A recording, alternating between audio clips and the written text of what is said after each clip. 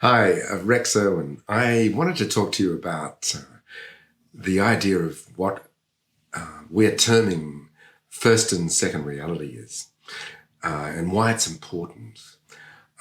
Second reality being simply the physical world, the world of form, time, distance, and its manifest nature, which is a reality that we often use to try and cause a better circumstance, to initiate change, to alter the past. And when we're dealing with a world that's already in form, it is requiring some sort of deconstruction to construct what we want, some sort of deconstructing the previous shape or the way that something has been built, not just materially, but just the whole structure of our thinking, and our movement, actions, results, and money, etc.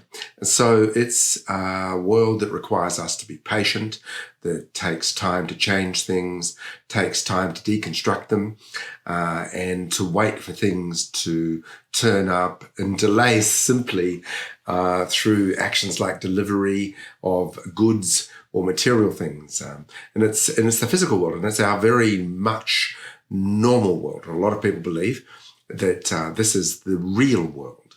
And in that world, we have created an idea of ourselves, an identity.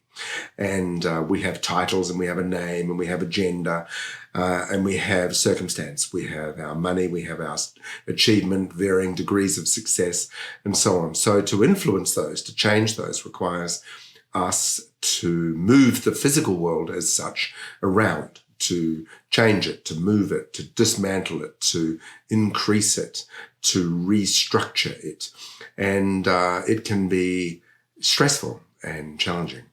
When we listen to beautiful players that are incredible creators, in now and in the past, people like Elon Musk and people like Richard Branson, and people who are able to create incredible results at a huge level, seem to, like Nikola Tesla in the past, and like Einstein, and like Napoleon Hill, and like Andrew Carnegie, and Thomas Edison, and Marianne Williamson, and also Marie Curie, Coco Chanel. You start to notice the strategy of the genius. But when you look at people like Elon Musk and people who seem to understand enough of the quantum science, the quantum physics, that often cause is created in what we call first reality, which is the reality of imagination and the reality that is non-tangible, the imagination, the inner realm, the realm we enter through meditation, the realm we enter through prayer.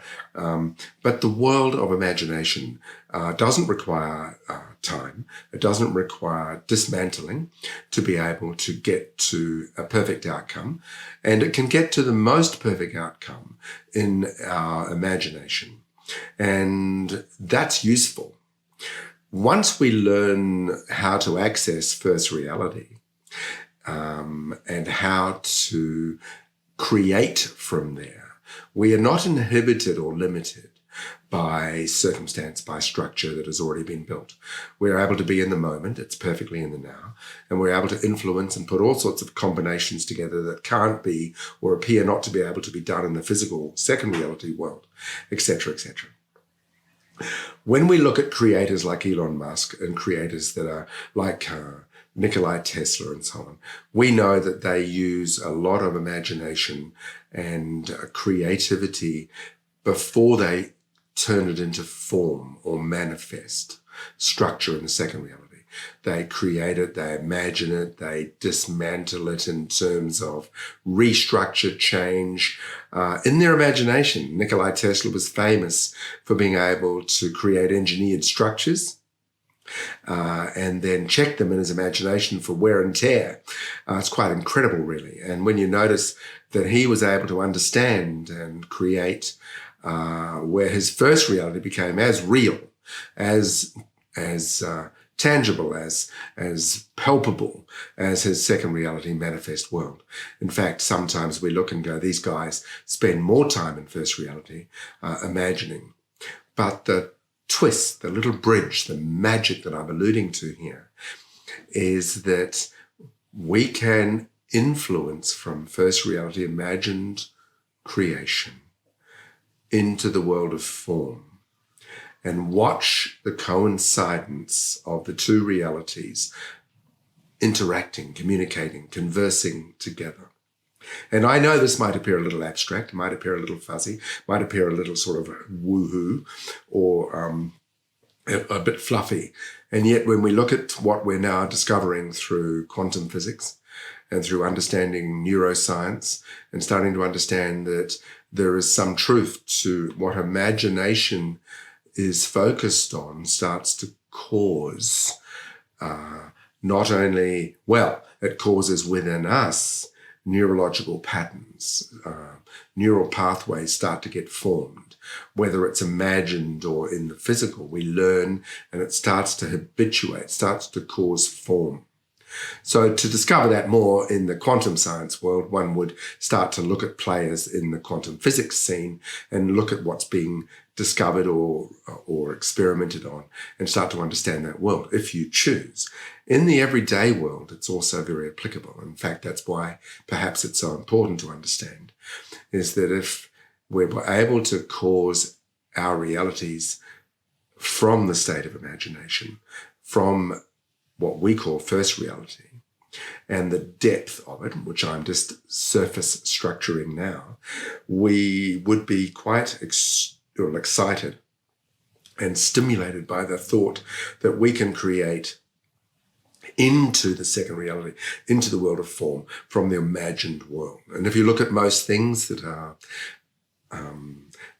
in the physical world, like I'm looking at a screen now or a phone sitting here or this GoPro camera and all the mechanisms around this room that have been manufactured. And we go back to the origin of them. The origin of them is that they were imagined somewhere. If you go back through their history, through the journey they've taken to get to these places, my television screen there, traveled to retail, to manufacturers, through manufacturers broken up into different parts, and then went back to a conversation in a design room or a thought in someone's mind. And everything in the physical world has come from that. So I guess in essence, things can't exist without having been imagined first. And when we look at that, the little that is given to the world of imagination in terms of time, because we're too busy in the second reality world to be in the world of imagination. And we're too tired by the time we get there. And then we try and sit still and be in it, but we're not practiced. So we're easily distracted and find it difficult to be still and quiet. And we start to notice that the world that causes it all, we spend as a culture least time in. So I'm excited about this, and we love this realm in the Mind Matters world. And we love watching our clients learning and applying this, and then watching and witnessing as they take action in the second reality world. They watch the coincidences and start to recognize them more acutely, accurately, and start to see it happening and start to get confidence and feel a sense that they can cause what they want by spending more time actually in contemplation. And there's a skill to learn how to get into a deep state of first reality. So on that note, I just wanted to share that with you because it's important to me and my purpose in life to assist my clients and others to realize their incredible genius is closer than you might think.